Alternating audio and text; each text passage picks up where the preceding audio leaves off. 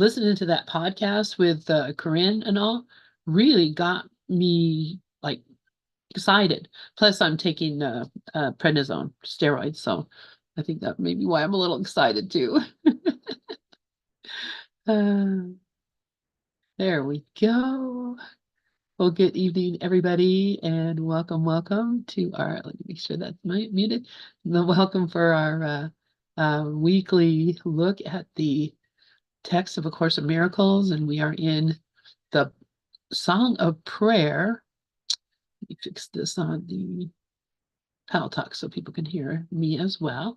We're doing the Song of Prayer, and let me get that puppy open. I believe we're in this section, the ladder of prayer. If not, somebody can correct me. I'd be happily move on. Basic. Here we go. There we go.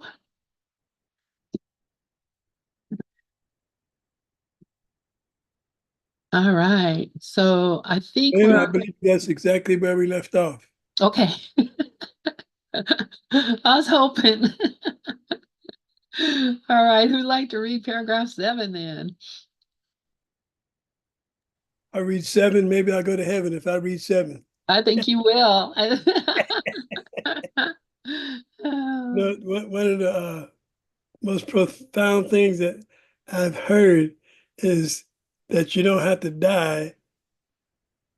You don't have to wait until you die to go to heaven. You can go right here, right now. And that just really lit my motor about A Course in Miracles. Absolutely, absolutely. And does it not make sense completely? Think about it. Why would God hold something back from you if you're his child and he loves you? Yeah. It's right here, right now. We just don't see it. So read away, sir. All right. Paragraph 7. Prayer is a ladder reaching up to heaven. At the top, there is a transformation much like your own, for prayer is part of you. The things of earth are left behind, all unremembered. There is no asking, for there is no lack. Identity in Christ is fully recognized, identity in Christ is fully recognized as set forever, beyond all change and incorruptible. The light no longer flickers and will never go out. Now, without needs of any kind, and clad forever in the pure sinlessness that is the gift of God to you, his Son, prayer can again become what it was meant to be. For now it rises as a song of thanks to your Creator, sung without words or thoughts or vain desires, unneedful now of anything at all. I like that. So it extends as it was meant to be. And for this, giving God himself gives thanks. Wow. As I told you guys over the last few weeks, I've been struggling with my new way of prayer, new way of prayer according to Goldsmith.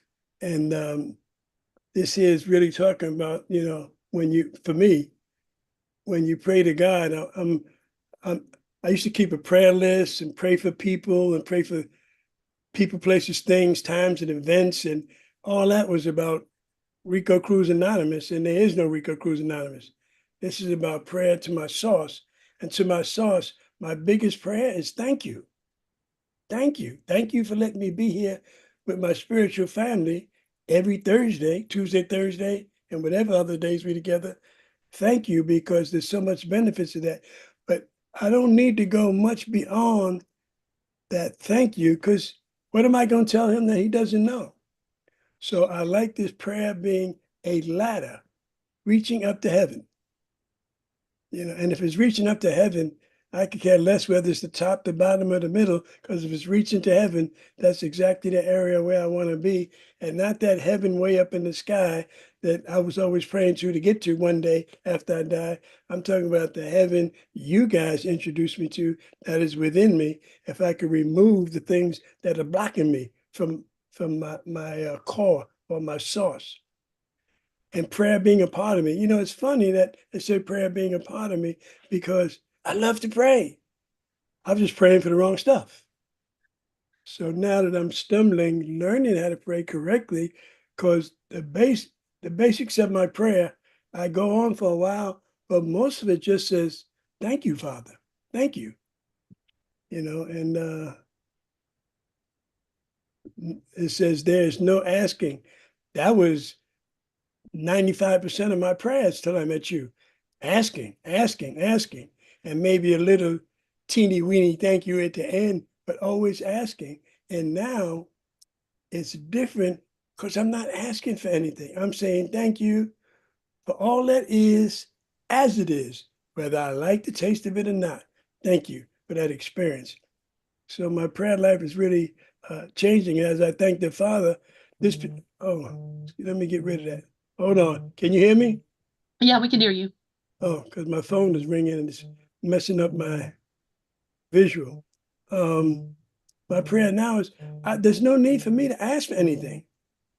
I have everything that I need according to my source. And if I need something else, it'll be there. That's So right. I don't have to spend half of my prayer begging like I used to. Because I said I was praying, I was really begging. And pray nowhere in here in this number 7 here does it say anything about begging God for things or stuff. That's who I was and not who I am now. The light no longer flickers. So prayers from the time I open my eyes, because my 12-step training, first thing I do is thank him for another day for open my eyes. That's before I even get out of bed. And then I ask him what you guys taught me was what will you have me do? Where will you have me go? What will you have me say to and to whom? And I sit with that for a few minutes, and then I roll out of bed and drop on my knees, and that's when I start praying. But it's no more 20 minutes of begging for stuff that I don't need. I have everything I need. So it's a whole different world for me, and I thank each and every one of you for that. Identity crisis fully recognized, set forth beyond the change and uncorruptible. The light no longer, the light's not flickering. Now without the needs, God, His Son. Prayer again can be. Here I am. This is my paragraph.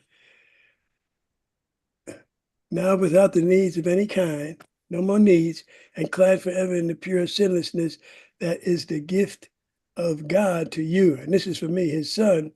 Prayer can again become what it was meant to be. And that is exactly where I am now. So I'm glad you let me read that paragraph.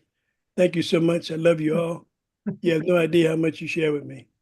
I love that, Rico. Thank you, thank you, thank you, thank you. Wow, yeah. And well, it seems so obvious once you get that. It seems so obvious.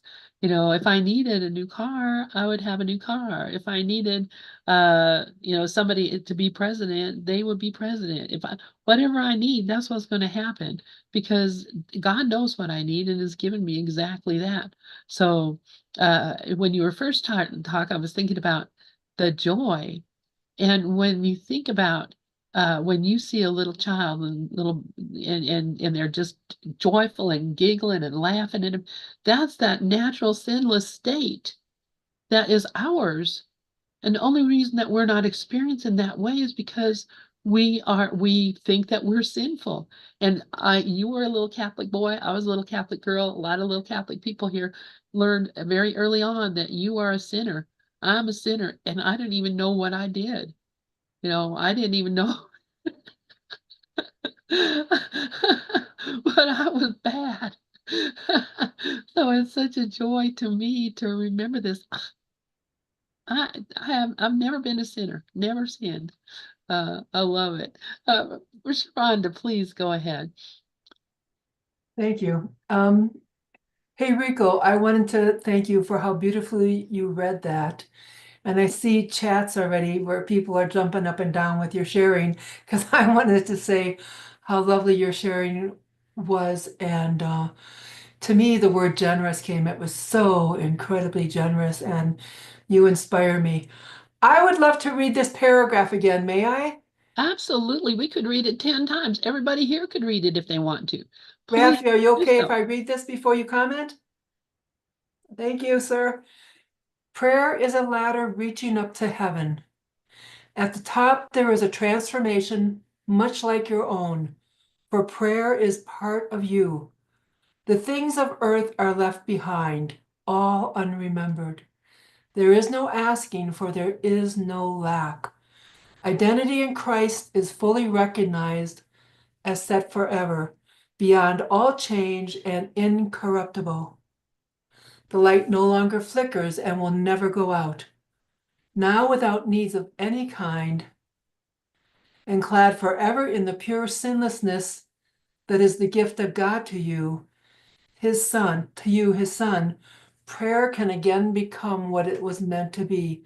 For now it rises as a song of thanks to your Creator, sung without words or thoughts or vain desires, and unneedful now of anything at all.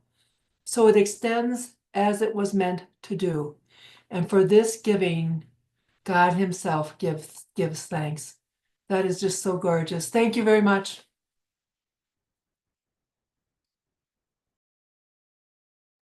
Thank you for reading that again. Took on another new meaning. It's beautiful.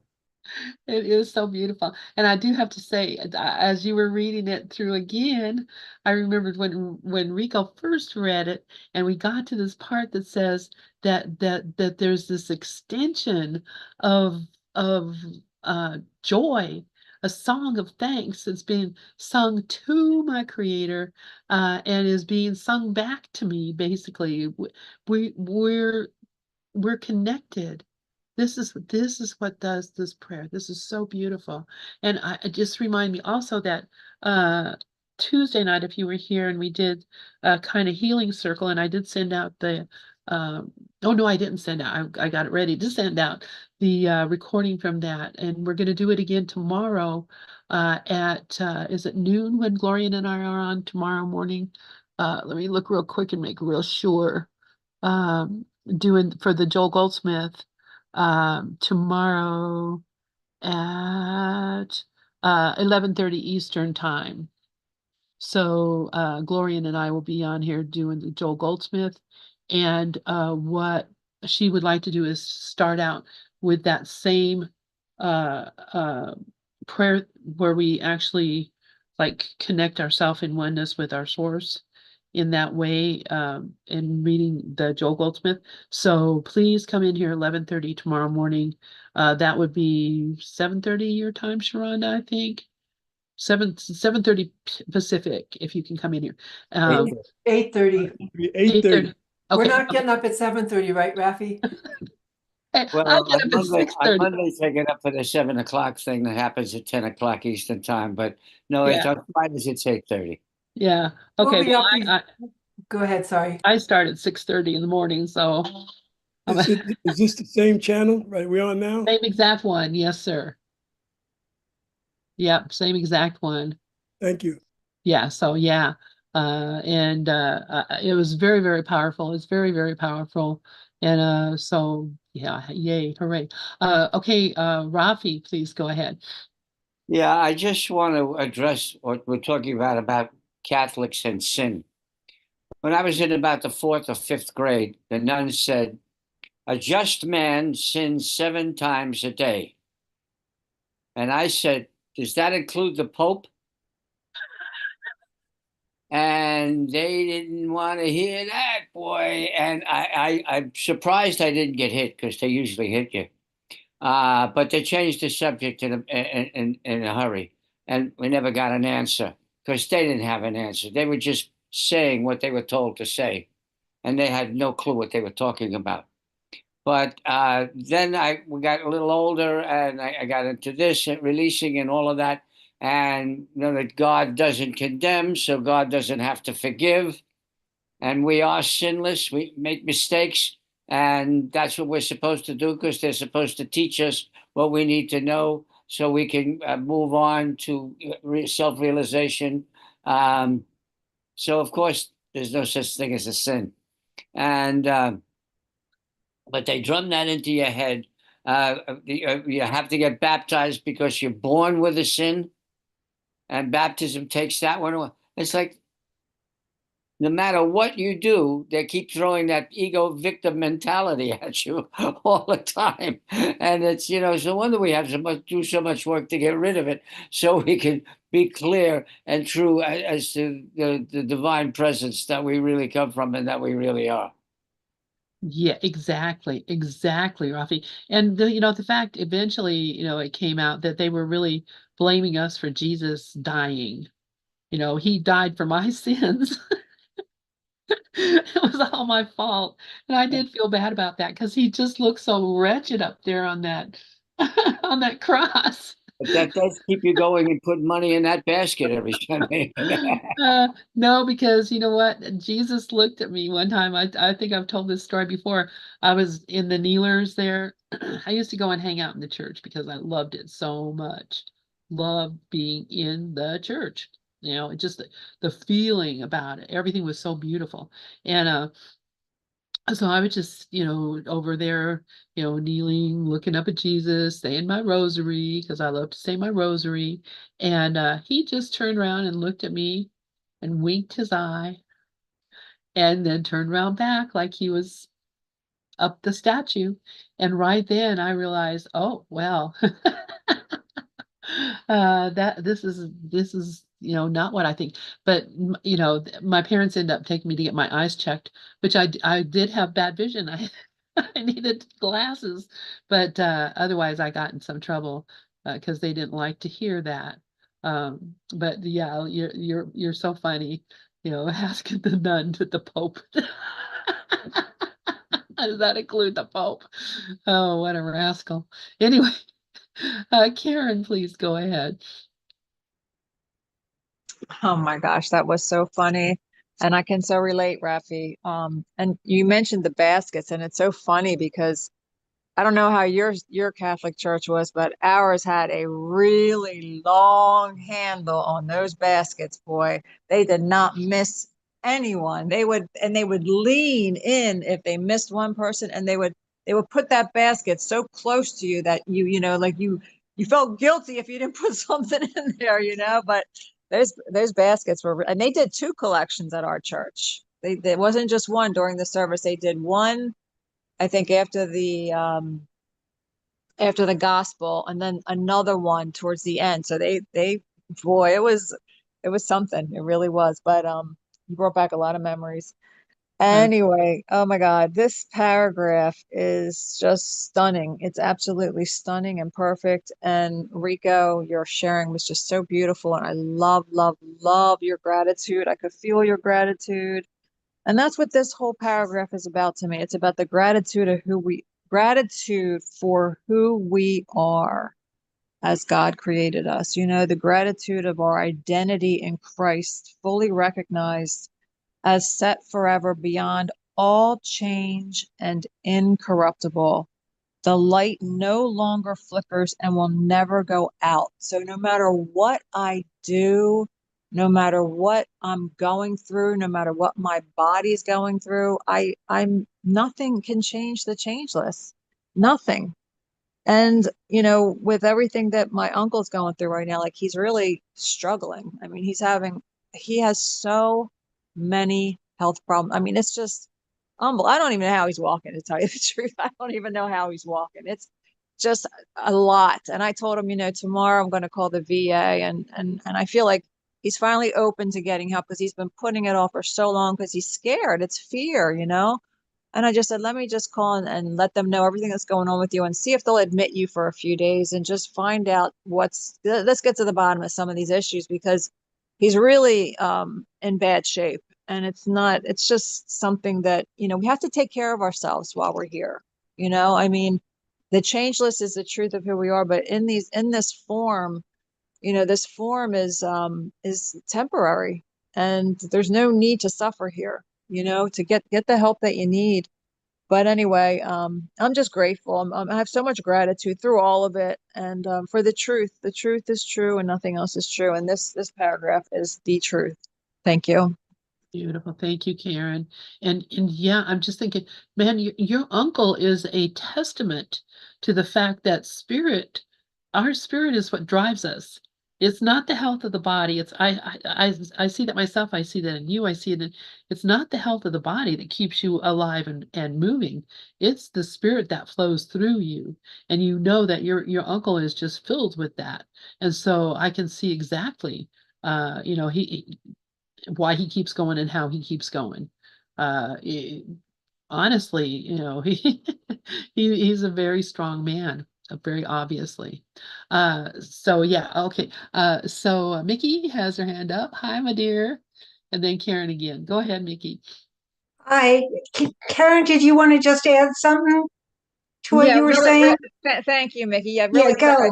I just want to say, Lynn, you're absolutely correct. And it's so funny because he just said to me, he said, for 3 weeks, he did not have oxygen. He was in the low 80s. His oxygen level was in the low, and he's like, I don't know how I did it. He said, I don't even know how did I do this these past 3 weeks? I said, I don't know. I don't know how you did it, but you did it.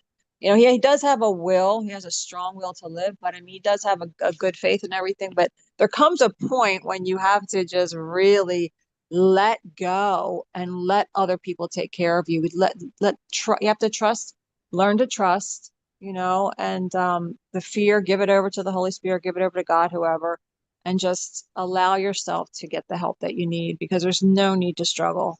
So thank you. Thank you, Mickey. Thank you, Karen. Yeah, exactly it. Yeah, believe me, I can relate completely to that. Not having no oxygen and still moving on. All right, Mickey, please go ahead.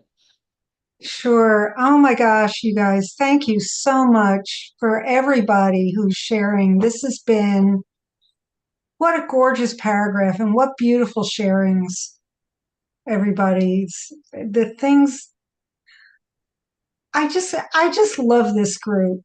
I really do. And I every time I come here, I feel so fed and so nourished and so nurtured, and I'm just brimming over with love and gratitude for all of you. It's just so cool. And one of the things that came into me when we got to the sentence, there is no asking for there is no lack. I mean, that's like the whole course right there. That it's one of those sentences that hits you like, over your head, like like with a board. And what came into me was this is a perfect parallel for that sentence in the course that says God does not forgive because God doesn't know that anything has gone wrong. I can't remember exact. When it came into me, I knew the exact sentence, and now I can't remember it. But there is no forgiveness in God because there is no condemnation. That's what it says. And that goes right along with there is no asking for there is no lack. And none of us could lack anything, and none of us needs forgiveness because there's nothing wrong, nothing ever happened. And we are all the prodigal son, like we were talking about this morning. That just I couldn't believe this morning when I couldn't remember what the prodigal son was called. But yes, thank you, Karen. Yeah, God does not forgive because he is never condemned. So I just want to bring that up because it just came in. Lately things have been coming in like kabam into my head, like just look, that's just like this, and so that one came in, and I just had to say something about it. Thanks.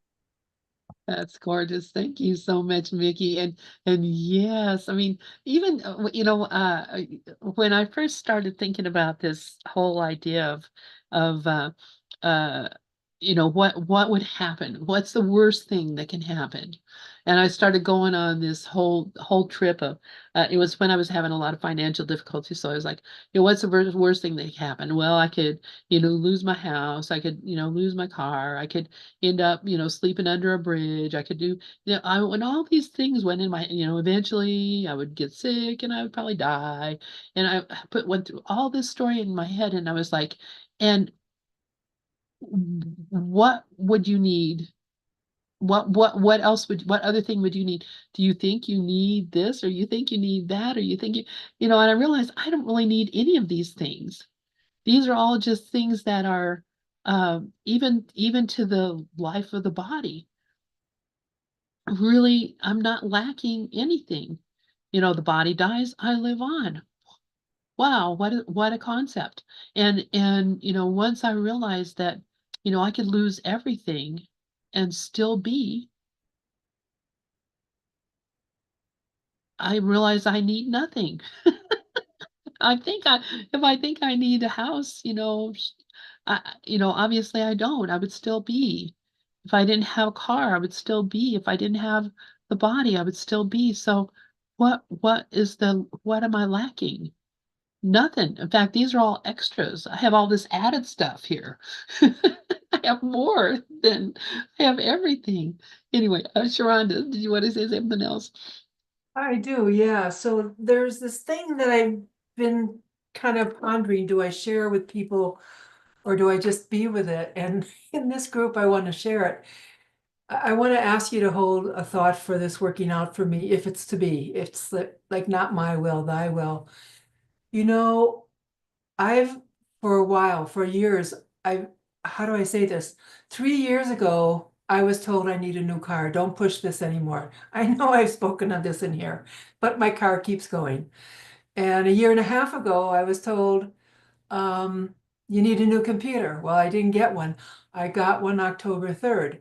Watch what you pray for and ask for, because I asked or I didn't ask. I don't know. But now I've got to deal with Windows 11 and getting everything up to speed. And it's fine, but it's like they changed things that never needed to be changed with the things I use it for, photography and music. But this thing with a car, I even shared how a couple months ago, I was very guided to gift somebody $500, and I just did it because it was clear to do. I had to take my car in, the brake lights are out.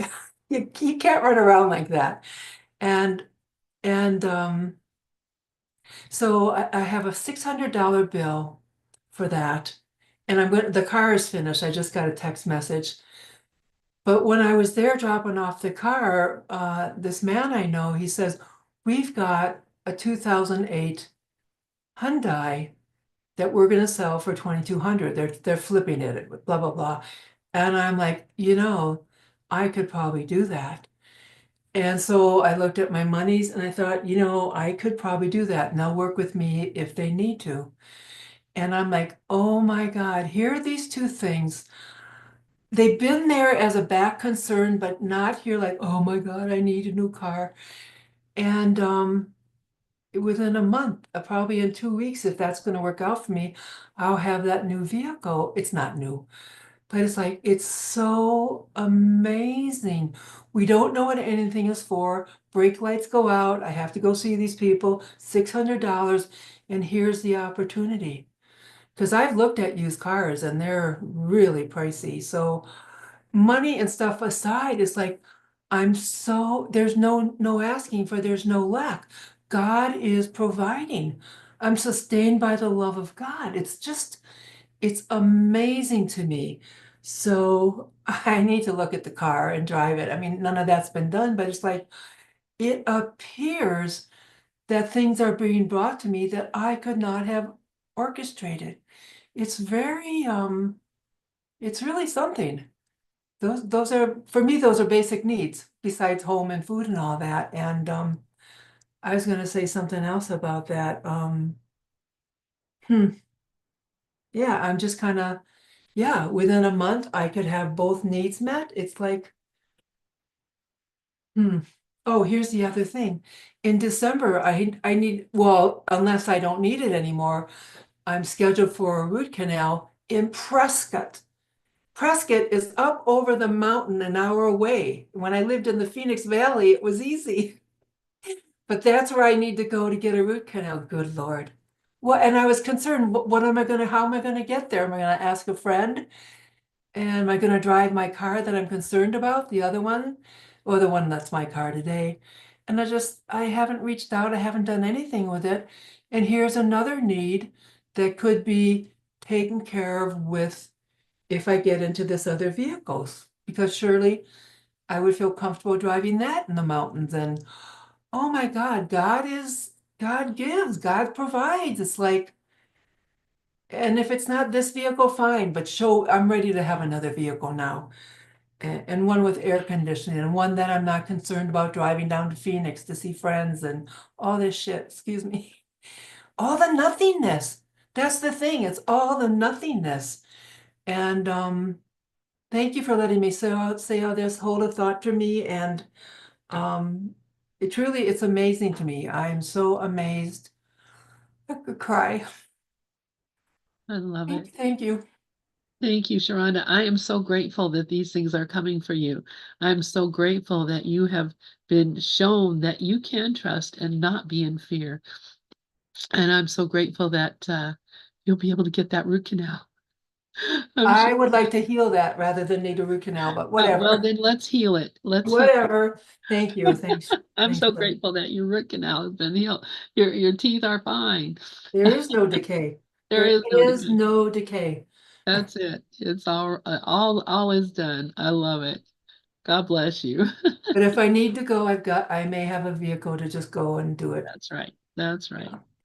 Oh my goodness. All right. Anybody else have anything they'd like to share? Man, this is great. I'm having the greatest time.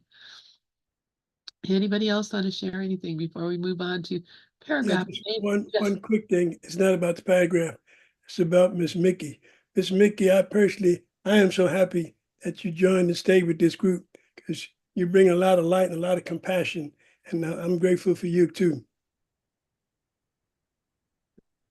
Thank you for that, Rico. Yeah.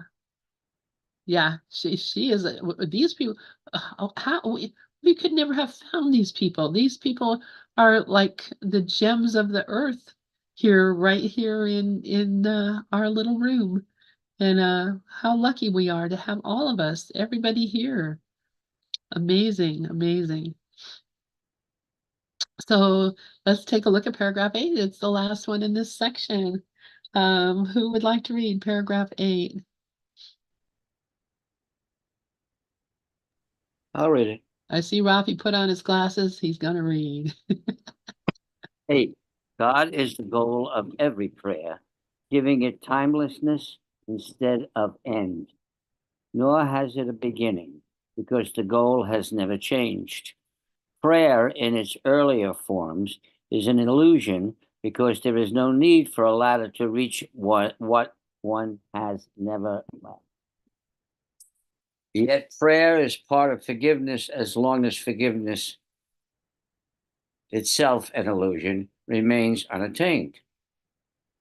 Prayer is tied up with learning until the goal of learning has been reached, and then all things will be transformed together and returned unblemished into the mind of God.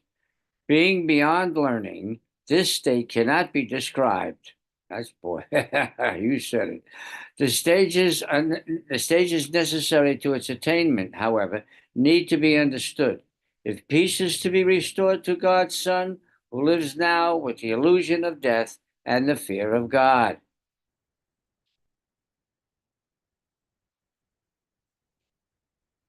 How many times have we heard it said, "We are that, you are that, I am that I am, that I am that I am," and everything else is an illusion. There it is. Forgiveness itself is an illusion because it happens in a dream.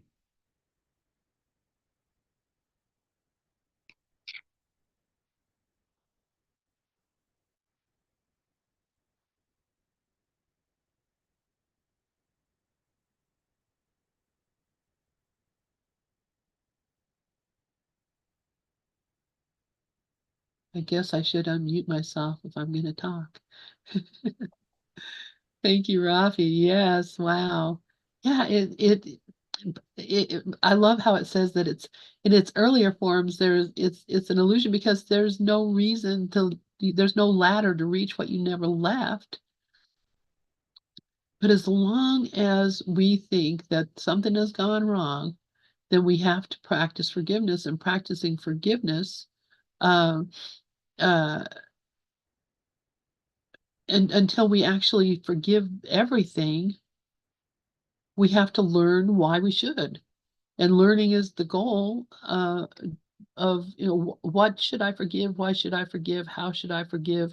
Who should I forgive? Who should I not forgive?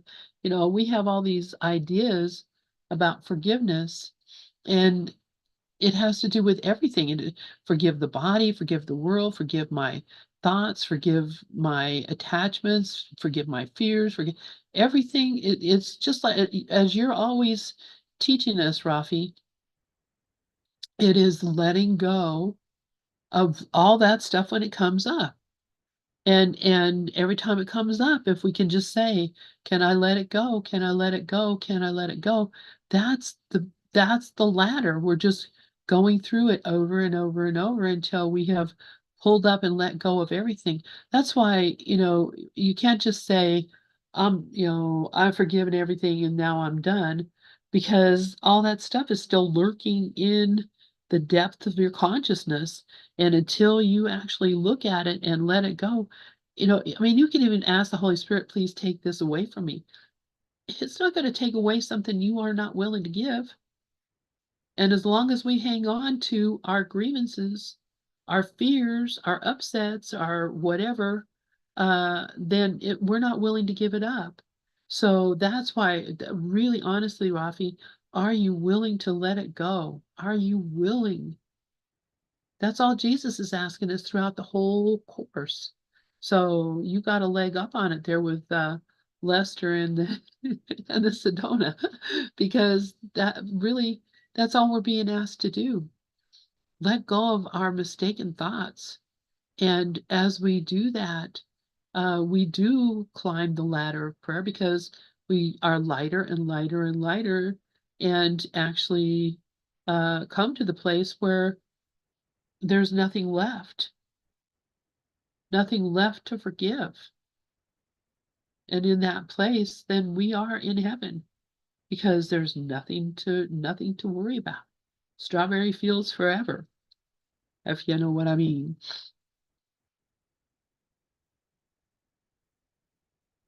See, Elizabeth says, huge revealing here again, deeper each time. Love these paragraphs, and we can give witness to it together as the one in agreement, with strength to carry on, especially the fear of God thing. That's it. We just need to just let it go. Karen, please go ahead.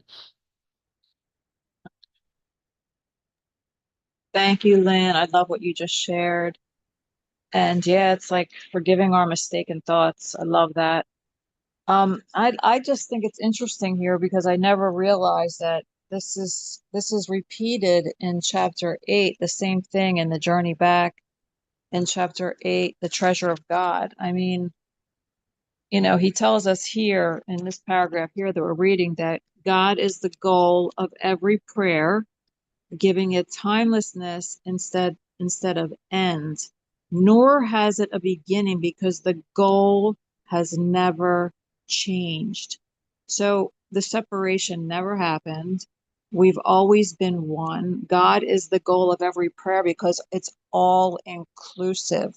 There's no one left out, that it's all as one. It's the state of heaven. But he tells us in the treasure of God in paragraph 9 that the journey to God is merely the reawakening of the knowledge of where you are always and what you are forever. It is a journey without distance to a goal that has never changed. Truth can only be experienced, it cannot be described, and it cannot be explained. I can make you aware of the conditions of truth, but the experience is of God.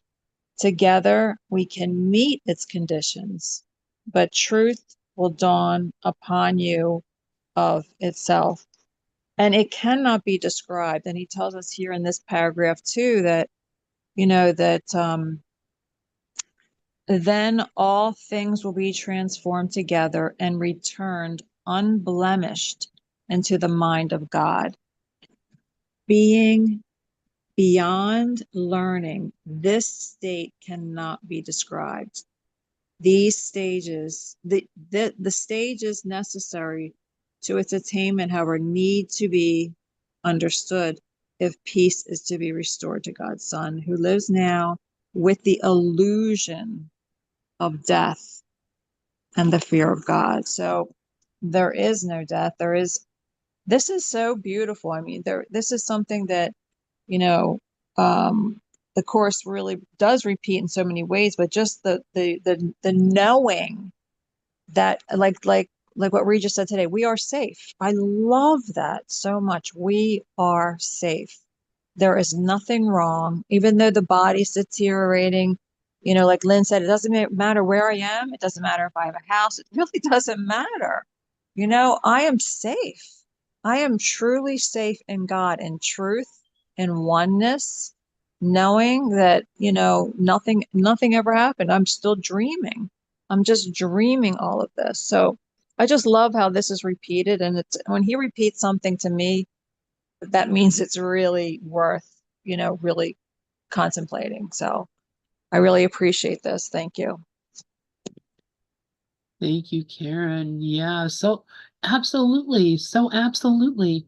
Wherever you are, you're here right now in this place, and this is the holy place.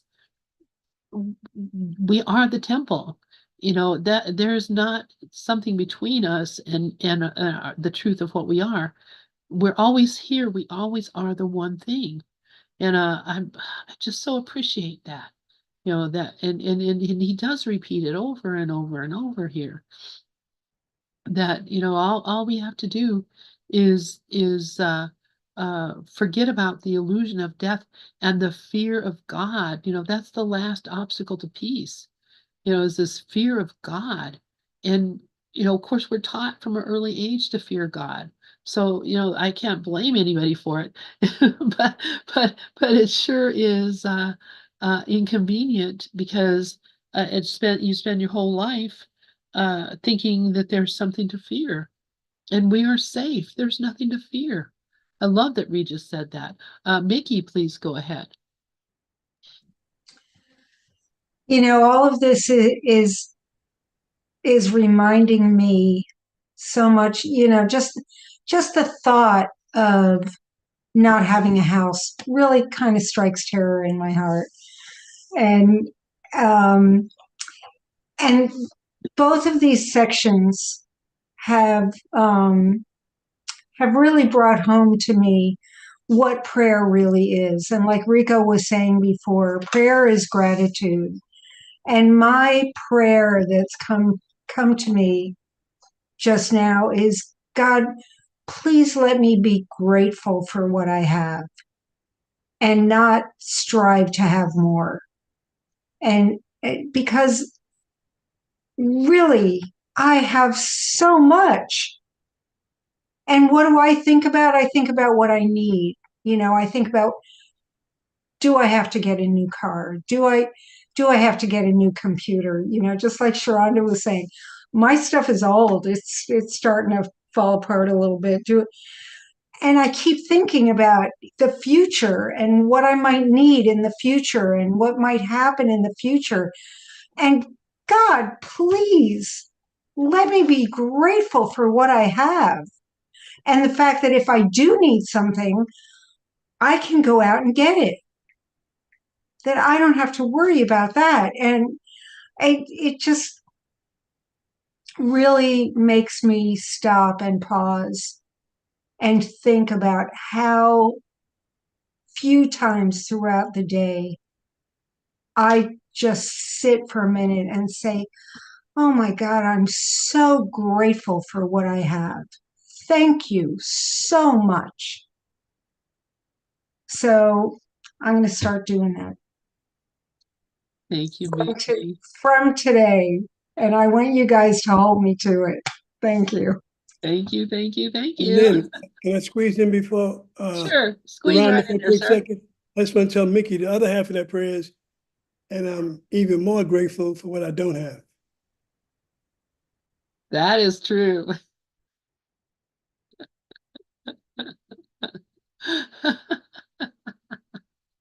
I love that. Thank you. Thank you, Rico. Sharonda, please go ahead.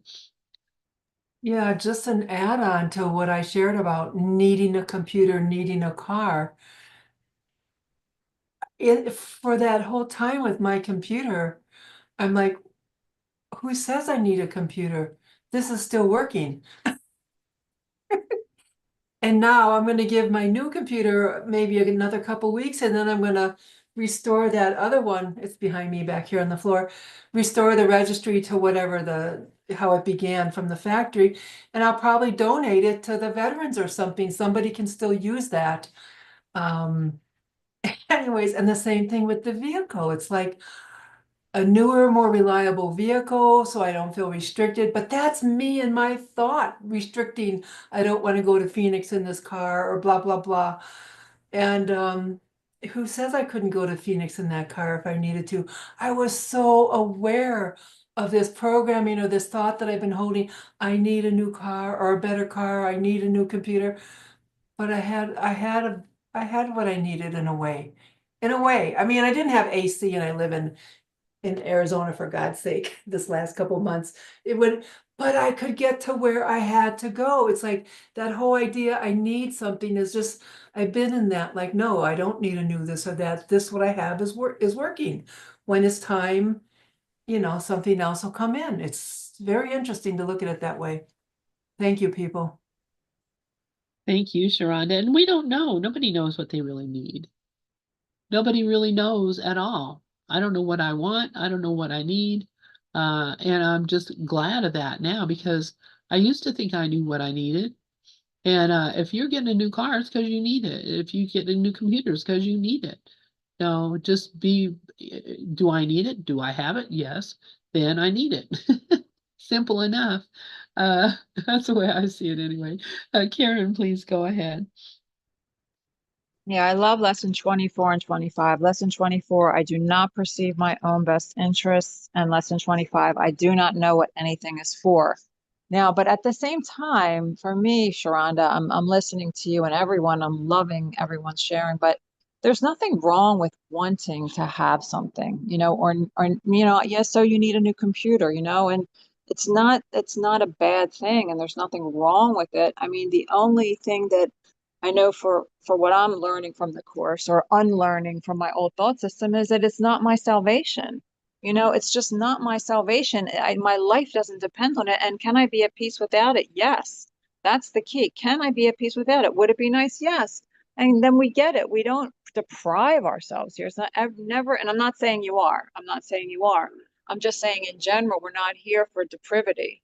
We're here to be happy, and be loving and love ourselves with what we're doing and love others, because we're also sharing the wealth, with others, spending the keeping the flow going in the world. So I don't see anything wrong with it at all. I just know for what the course is teaching us that it is not our salvation, and that's all we have to remember. Thanks. Thank you, Karen. Yeah. And no, there's nothing wrong with wanting something better or wanting a better computer, wanting a better car, wanting a better, whatever. But, just don't be unhappy that you don't have that. And, there's, uh, there's a Garth Brooks song. I'm a big Garth Brooks fan. I adore Garth Brooks, and it's called Unanswered Prayers. Unanswered prayers. Yeah. And it's all about he went to the high school reunion and he saw the girl that he was in love with in high school that he begged God every day, please let me be with her. And then he wasn't, but he went with his wife who he loves. And he was like, thank God. that I didn't get with her because, I wouldn't have what I have now. That's exactly it. We don't know what's the best thing for us. And so, that we can ask God for a lot of stuff and not get it and be very unhappy, or we could just say, Thy will be done, and our will is one, and the end. Rafi, please go ahead. Yeah, the trick here has to do with wanting. Wanting is lack. And as long as you want something, you're coming from a point of view, an ego point of view of lack. And that's suffering.